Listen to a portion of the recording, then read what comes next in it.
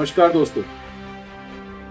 लगभग 1.5 महीने की माथापच्ची और तूतू मैमे के बाद आखिरकार दिल्ली ताइक्वांडो संघ ने यू टर्न लेते हुए 2024 के चुनाव को ही आधिकारिक चुनाव मानते हुए नेशनल स्पोर्ट्स डेवलपमेंट कोड 2011 को 2028 में होने वाले चुनावों से लागू करने की बात करते हुए अपने सारे विवाद पर पूर्ण विराम लगा दिया।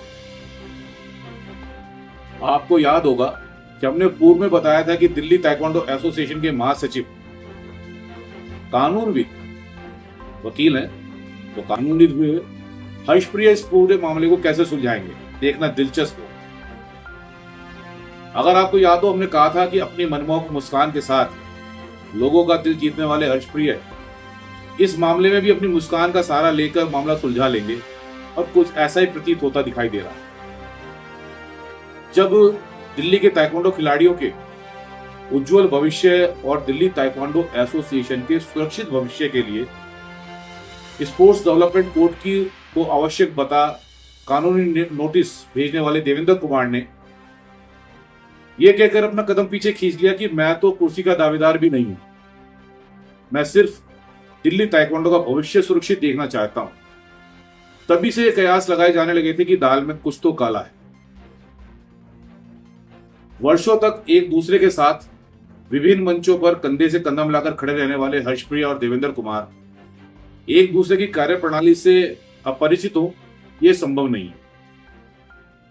फिर ऐसे में दिल्ली ताइक्वांडो एसोसिएशन का पहले चुनाव कराने की बात को मानना, उसके बाद चुनावी प्रक्रिया को शुरू करने के लिए रिटर्निंग ऑफिसर की नियुक्ति करना, रिटर्निंग ऑफिसर का कैलेंडर जारी करना, और उसके बाद दिल्ली ताइक्वांडो एसोसिएशन का वापस यू टर्न लेना कोई सामान्य बात प्रतीत नहीं होती। इस बीच में जरूर बातचीत रही होगी, सभी के बीच में एक आम सहमति बनी होगी। इस सारी प्रक्रिया को यदि ध्यान से देखा जाए तो एक बात पूरी तरह से स्पष्ट नजर आती है कि दिल्ली ताइक्वांडो से जुड़े लगभग सभी पदाधिकारी और जिला ताइक्वांडो संघ ने नेशनल डेवलपमेंट कोड को लागू करने के हक में अपना फैसला नहीं दिया, वो उसको लागू करने के पक्ष में दिखाई नहीं दे रहे। फिर बेशक Delhi sports council, Delhi Olympic संघ और नेशनल स्पोर्ट्स डेवलपमेंट कोड 2011 को ना मानने के चलते दिल्ली ताइक्वांडो एसोसिएशन की मान्यता को ही क्यों ना रद्द कर दे। ऐसा हम इसलिए कह रहे क्योंकि ऐसा ही कुछ दिल्ली शिक्षा विभाग के खेल प्रभाग के उप निदेशक योगेश पाल सिंह ने एक वर्ष पूर्व 21 अगस्त 2023 को जारी सर्कुलर में स्पष्ट रूप से कहा है कि जो संघ नेशनल स्पोर्ट्स डेवलपमेंट कोड 2011 की पालना नहीं करेंगे, उनकी मान्यता को रद्द कर दिया जाएगा।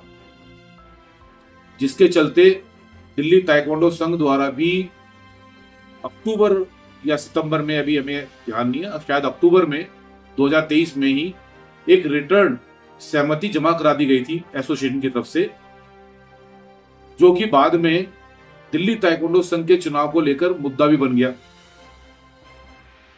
खैर, अभी तो नेशनल स्पोर्ट्स डेवलपमेंट कोड को किनारे पर रखकर दिल्ली ताइक्वांडो संघ के सभी पदाधिकारी अपनी अपनी कुर्सी अगले 4 साल तक बचा के ले गए।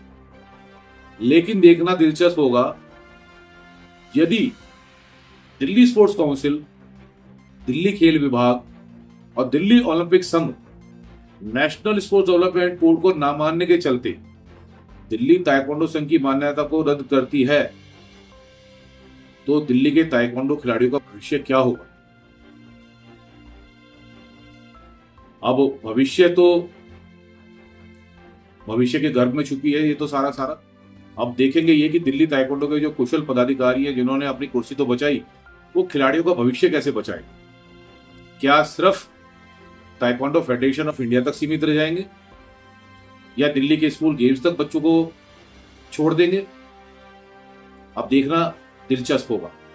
आप भी इंतजार कीजिए, हमें भी इंतजार रहेगा। नमस्कार।